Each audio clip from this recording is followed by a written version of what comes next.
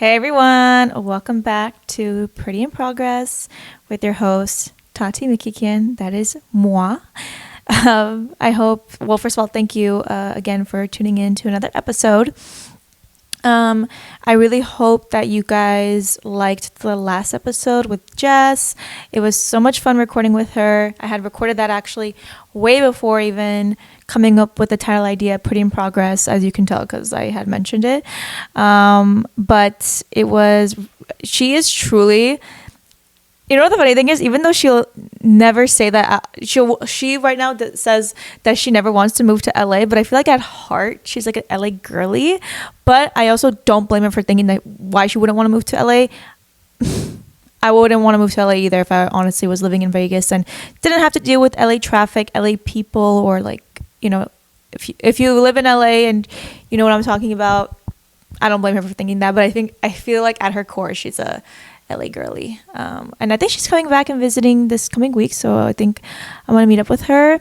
And I've also been catching up with her podcast episodes, the group chat. If you haven't listened to it, go listen to it. I love them, love her episodes. She's so real and she's so funny.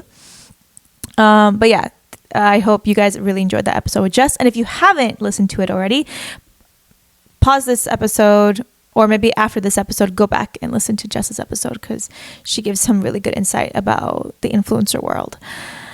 But today, I decided to do a solo episode because I really wanted to talk about, I guess, you know, kind of the basis of what this podcast is about, which is, you know, a lot of girls in my community, my age, in the Armenian community is what I'm talking about, who live in Los Angeles, and they are starting to become their own bosses.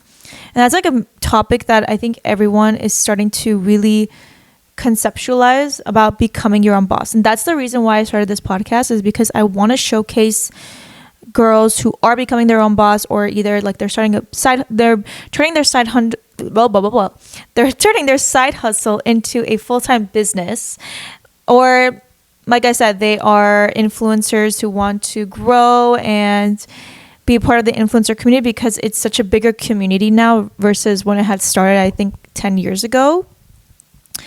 And I could definitely say that I fall in line with a little bit of, you know, somebody who's like starting their own side hustle business journey.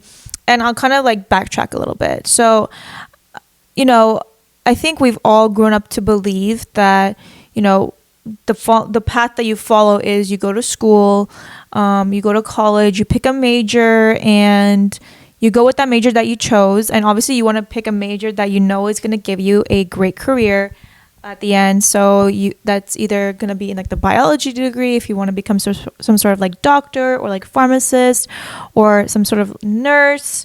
Or if you want to like learn like sociology, philosophy, political science, you want to go into more of the lawyer realm. Or if you want to learn business administration, and if you ever plan on opening up your business, like, you know how to like run a business, marketing, communications, any of those things that you know that it's gonna bring you pretty much a good income when you're an adult. So I will say that I didn't really follow that path as much. And let me kind of give you a little bit of backstory. I had always loved the entertainment business. I always loved TVs, movies, films, pop culture, music. I've always loved the entertainment industry, especially living in Los Angeles. I think I have that love has grown even more as an adult. And, you know, even as a kid, I would always tell my mom, like, Mom, I really want to become an actress, an actor. Like, I really want to be in that business. And they always said, no, like, we're not throwing you in that business ever. And rightfully so, because now there's a lot of like documentaries coming out about, you know, child stars and how they were abused in the business, and in Nickelodeon and Disney Channel. Mind you, those were like the shows that I wanted to work on. I wanted to like I think all kids wanted to be on Nickelodeon or like Disney Channel. Like they wanted to be like the next Selena Gomez or Miley Cyrus. But even then, I think I was always somebody who had a knack to pick up the camera and film stuff. Film my family, film my friends, edit. I learned how to edit on iMovie. And then guys, I'm not even joking you. I started to use industry editing softwares, Adobe, as like a 10-year-old, 11-year-old kid. What business did I have? First of all, I would ask my mom if I could buy it. And if you know how much Adobe like programs cost, they cost like $200, $300. So she was coming to me like, what the hell is this kid asking for? Like for a editing software? Why? I honestly because I feel like iMovie didn't give me enough like visual effects to work with. I don't know, but I was a weird kid, man. When I first got my desktop in 5th grade, it just made that changed like the trajectory of everything, especially YouTube, because that's when YouTube I would say started, and then you start to find like creators on YouTube and you're like, ooh, I like that, but at the same time your parents didn't really let you post because they're trying to protect you. The internet was not as like safe as it. I mean, it's still not safe, but so anyway, I always had a knack for just picking up the camera and filming stuff and editing, and I don't know, it was just something that I found as a hobby, and people saw that I was like creative with that. I would definitely say that I was creating content before even the phrase creating content was even conceptualized, the idea of that. There was no content creators yet. There was no YouTubers. There was no influencers yet. That didn't exist. But it was slowly starting, like when YouTube had opened up, that was like when it was slowly starting to open up. And then I would say maybe around like the early 2010s, like 2011, 2012, 2013, that's when like the influencer world had blown up, because we had apps now like Vine. And if you guys remember the Vine days, like that one was my favorite app ever. Vine was like, if you know Vine, and especially during high school times, like Vine was the social media platform at that time. Instagram and Vine, okay? Instagram had opened up maybe around like 2011, but people didn't really start hopping on it until like 2012, and then 2013 is when Vine came around, and so it was Instagram, Vine, Twitter, and YouTube. Those were like the major social media platforms, and then Snapchat came around because they started doing Snapchat stories. Anyway, I digress, but I think I always was so drawn to like creating some sort of content, like creating cool content, video content. I would have so much fun with Vine. But I always knew that I wanted to work in something in entertainment. I just didn't know exactly what. So I said to my parents, like, I'm going to go get like a film and TV degree, and then probably work in production, like how everyone else kind of in the film and TV industry work. They work as a production assistant, and then they work their way up into like a producer, a writer, a director. And then I would say around my college years, when I was kind of like navigating my, I guess, career as to where I'm going to end up doing, I was still like a little lost, I would say. I was a little lost, but I was still like creating content. I was still, picking up cameras and my camera, and I was vlogging, and I was older at this time, so I was posting on YouTube, and I'm just going to say, like, you're never going to find those videos, because some of those I took down, obviously, for obvious reasons. But I still have a few little YouTube videos in there, maybe like 2 or 3. But yeah, any of those like vlogs that I have ever posted, I took them down. And, I think once I was in my grad program, I went to CSUN and I got my bachelor's. So I went to CSUN. I got my bachelor's in cinema and television arts, but COVID hit. And the year I was graduating it was like my last semester. I'm supposed to walk across the stage, graduate with my bachelor's. Everything just closed down. Productions were all closed, and I didn't know what I was going to do, because you're supposed to find a job now. You're supposed to go and work after you graduate. what work? There was no work to be given. There was no jobs to apply for. So we all felt really lost. And, now there was a whole like work from home situation. Maybe a lot of businesses had shut down, or a lot of people moved their jobs from working in an office to working remote. And then that's when like TikTok came around and TikTok started to blow up. And I think that opened so many doors for a lot of people who were maybe working the conventional 9 to 5, and then they turned their side hustle into an actual businesses. It's crazy how many people had utilized TikTok. And I would say I wish I utilized it more when it first came out. I think I was not honing in on my craft as much as I would say I'm honing in it now. And like, obviously it's a little too late, and I'm not too late, but I think if I started a little bit earlier, I think I would have I guess the trajectory of like my influence journey would have been a little bit more different, but it's okay. I think everything happens for a reason. But I think everyone realized that, or a lot of people realized that, I can make my side hustle into a full-time business and be my own boss.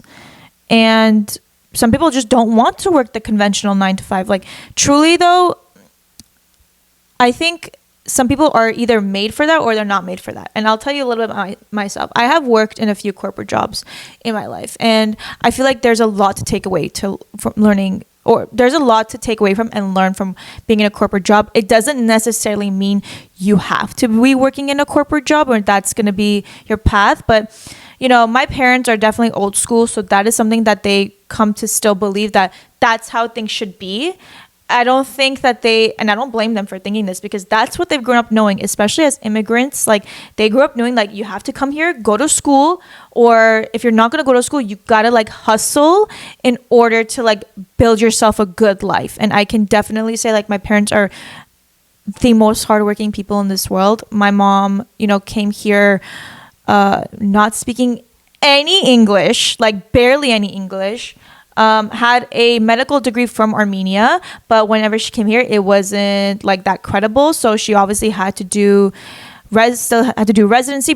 Her path getting to become a doctor took a lot longer than most people. She didn't know a lick of English, and this woman went and became a doctor, which is insane. Okay, she works as a pediatrician. Maybe some of you might know her, because a lot of people from my local area where I live, which is Glendale, Burbank, have gone to my mom when they were kids. And some people can tell that I'm her child because I have been told that I look like her. So if you've ever gone to Dr. Anna Mikikian, that is my mother.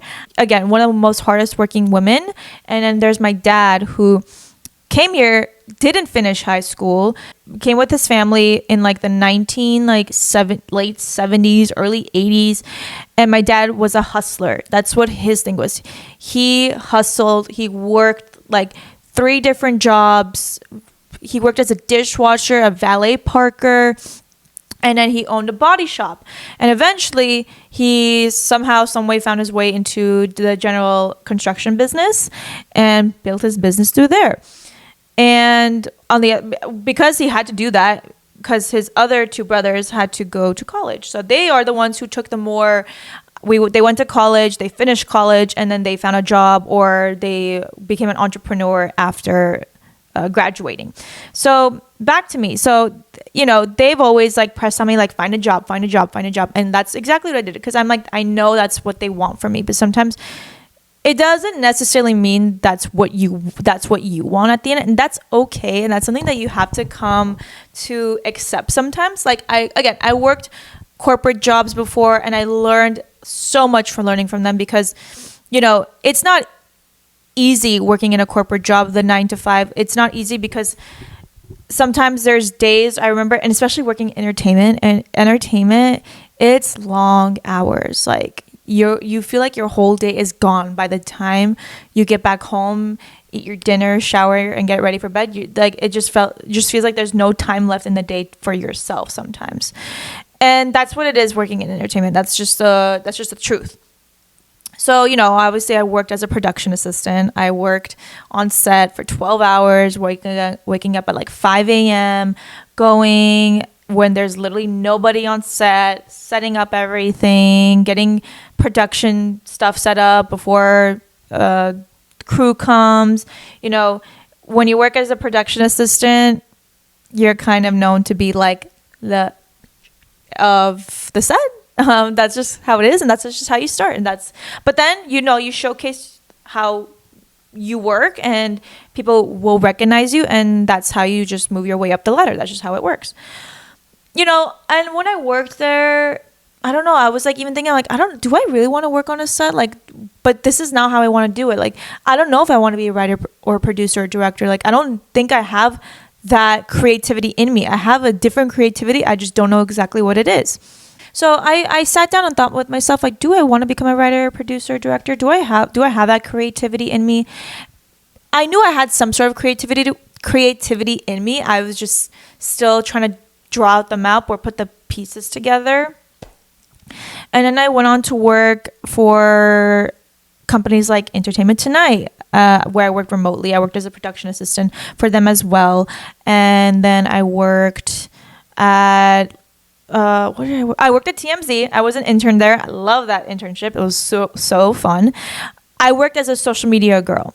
And that's when I started to realize, I'm like, wait a minute. Like, I love the social media aspect. I love the content creation side of things when it comes to entertainment. And that's when I started to put the puzzle pieces together. I'm like, wait a minute. Like, they need social media content creators like me to create content for stuff like this. They need, like, that's what I'm creative at. And that's when I like look back as a kid, I'm like, wait a minute. Like, that's what I was doing from the very beginning. That's what I was creative at. And it was just not clicking until, like, I would say after I graduated. And even then, I'm still like navigating that part of me now. But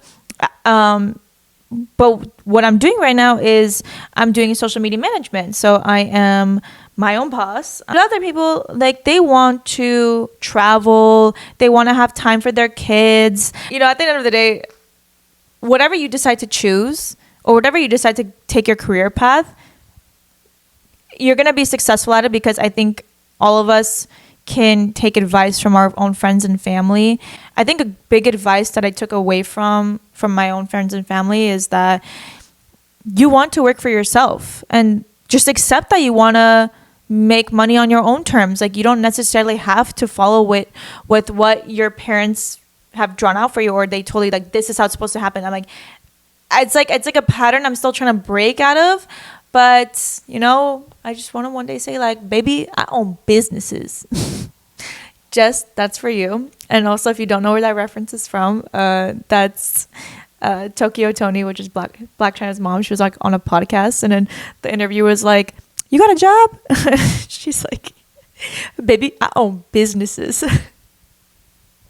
And when I watched like the full entirety of that clip where what she was talking about, I swear to you, like, I could not stop laughing. I was cackling for 20 minutes. Oh my God, I was dying of laughter. I could not like catch my breath. And I sent a snap to Jess, if you're watching this, or if you're listening to this. Yeah, I sent it to her because I literally looked like a crazy person. I think and my windows are, I'd watched it in the car. Okay, don't ask why I was watching that clip in the car, but I watched it in the car, and like, I swear to you, I could not stop laughing. And I think if anyone looked into my car, they could and saw how I look like a maniac. But yeah, that's like the phrase I want to use now. Like, baby, I own businesses. And that's a phrase that maybe you want to use one day too. Like, when somebody asks, like, you got a job? Yeah, like, if you want to open up a business, I know one of my best friend Paulina is like a prime example. She realized that schooling was not a thing for her, and that's okay. If school is not for you, that's okay. Some people are born to just work and learn through working. But as far as, for example, Paulina, she loved to be creative when it comes to baking. And that's when she opened up another one. During COVID, she had opened up a baking business. She was making cookies to support the war that was going on in Armenia. And when she realized that everyone really liked her cookies, she found her passion, and now she's building it into a business. And that's amazing. Like, she's going to be her own boss. Like, she wants to open up a bakery. She wants to expand her menu. Like, she has so many plans for her business, which again is the number one reason I'm doing this podcast by myself, because this girl is trying to be her own boss. She's trying to own businesses. You know, she's trying to own her own business. And I couldn't be more proud of her. And I know a lot of people, especially in my field of work, you know, who do like social media marketing, or marketing, web design, graphic design, content creation. They want to build their own thing. They want to build their own business. And that's such a great thing, because we're living in a time where you can do that now. For our parents, it was so much more different back then, because some of them obviously were immigrants, so they had to hustle to like get a job and hustle to find good work in order to build us a better life. Really conceptualize like where you want to go and like how you're going to get there. Create a plan for yourself. And if you have to just go to school for a little bit just to study for something and maybe have a backup plan, have a backup plan.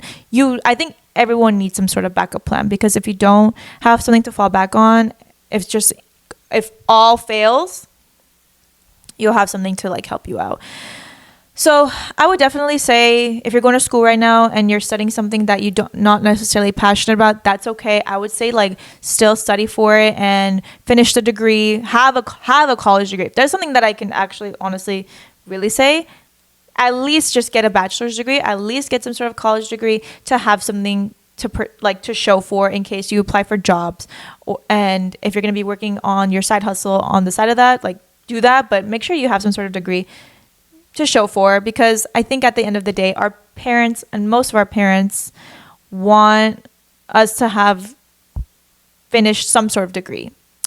So that's something that I can definitely say. Take advice from me is just get a degree. Doesn't matter what it is, just get some sort of degree. Even if you're not passionate about it, make sure it's something that you could fall back on. But while you're working on that and you want to grow your platform as an influencer or grow your business that you're working on, do that, because especially when you're going to school, you have a lot of time. You have more time to do that, because when you start working in the real world, it's going to be a lot harder, especially if you work the 9 to 5, because I could definitely say when there was times I was working the 9 to 5, I had no time to do any sort of like content work. I would come home super tired. It was so late. My energy, my battery, my social battery was at a complete zero. And also it was not daylight anymore, so I couldn't sit and film something because it was already dark. So all I had time for was just to come home, shower, eat a dinner, and go to bed and repeat it Monday through Friday. So, you know, if you have the time to work on something on the side or like grow a platform on the side, do it, because you never know where it's going to take you. And that's something that I'm like really grateful for about working in social media and doing content, is like you never know what doors it's going to open for you. And this has opened a lot of doors for me.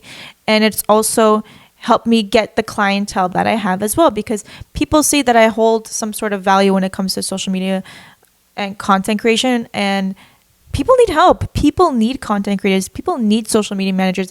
That's how they're going to also grow their business, because maybe they're not creative in that aspect. So they need people like me or other content creators out there to basically help them get creative, to show their business and show their work in order to eventually get clientele, to get customers. So yeah, I definitely would say that I definitely want to say that entertainment is still what I'm leaning towards. Like, I would say if I could pick a dream job, I think it would be like an on-set content creator or on-set social media manager, or even for a celebrity or for a TV show or film. I would love to just create content, or even on a red carpet. I would love to work on a red carpet, do those like mini mic interviews, like those. That's like my dream. We're working on that. We're getting there. We're pretty in progress. We're a work in progress. So, but for the time being, I have my clients that I love working with, I love creating content for, and being a social media manager for. But eventually, hopefully soon, we can start getting into the entertainment niche, because I still really want to work there. As much as you think that it's easier to get a job working in that realm, living in Los Angeles, honestly, right now it's harder than ever because I guess like the economy is not doing, obviously the economy is not doing too well. There's a lot of people being laid off. There's not a lot of hiring happening. It's just really tough. So, but you just gotta roll with the punches. And while I'm working on that, I have my clients that I get to work with for now and better my craft with that and really be better myself as a social media manager, better myself as a content creator, learning how to be more organized, how to make sure to be communicated with my clients. It teaches me a lot of things to be a self-employed social media manager. Something that I can also remind you is if you're starting out your business or you're growing a platform, just know that you're starting from ground zero. So don't expect results right away, especially if you're growing a platform. But when you're growing a business, you might not make a lot of sales in the beginning. You might not have a lot of customers. It might just be your family and friends at first. But it's somewhere to start. You know, that's, I think, one of the cons when it comes to becoming your own boss is that you're literally starting from ground zero, from literally nothing. You don't have a set base salary or like, I guess, yeah, you don't have like a set base salary or hourly pay that you're going to get paid by the end of the week or 2 weeks, whatever. You just have to go work really hard and build and be consistent and show up for yourself. You know, Rome was not built in a day, as they say. So don't get discouraged if you don't see results right away. You know, if you think about a lot of these influencers, for example, they had 0 followers. They had nothing, 0. Eventually, like, because they showed up for themselves, they were consistent. That's when their following started to go. If there's another tip that I can also say, ask for help. Okay, nobody gets anywhere without asking for any help. Rome was not built in a day, and it was not built by a singular person either. It was built by everybody helping each other, working together. So if there's somebody that you need to reach out to and ask for some advice, do it. If you need to reach out to people on LinkedIn, like I'm always reaching out to people on LinkedIn all the time because at the end of the day, if I want to work in entertainment, I have to do that because there's not a lot of Armenians who work in entertainment, or at least I don't know anybody in my inner circle. Nobody in my family works in entertainment. I don't have a lot of friends that work in entertainment. So I really just have to make the connections myself and ask for the help myself. Just go ask for help. That's all I can say. Because that is something that I learned in the last 2 years. Like, it's okay to ask for help. Like I said, if you are somebody who is growing their platform or starting a side business and growing their business and going to school at the same time, or maybe working a 9-to-5 or a job right now that they don't want to be working at, they want to be doing their thing, trust the process. It's all part of the journey.